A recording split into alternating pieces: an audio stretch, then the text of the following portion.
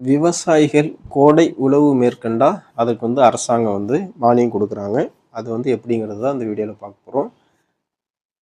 கோடை உழவு மேற்கொள்வதால் மானாவாரி விவசாய நிலத்தில் மண் அரிப்பு தடுக்கப்படுது. மண்ணில் உள்ள நுண்ணுயிர் சத்துக்கள் அதிகரிக்கப்படுது.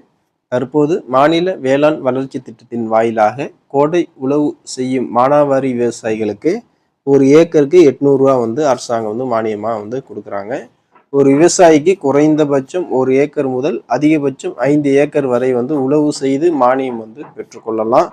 இந்த திட்டத்தில் விவசாயிகள் பயன்பெற வேண்டும் என்றால் சிட்டா, ஆதார் கார்டு, வங்கி கணக்கு புத்தகம் மற்றும் உழவு செய்யும் புகைப்படம் போன்ற ஆவணங்களை கொண்டு வேளாண் அலுவலகத்தில் பதிவு செய்யலாம் அப்படின்னு சொல்லிட்டு தமிழ்நாடு அரசு அறிவிச்சிருக்காங்க. அல்லது உழவன் செயலி அப்ளிகேஷன், மொபைல் அப்ளிகேஷன் மூலமாகவும் நீங்கள் பதிவு செய்து பயன்பெறலாம் அப்படின்னு சொல்லிட்டு தமிழ்நாடு அரசு சொல்லியிருக்காங்க.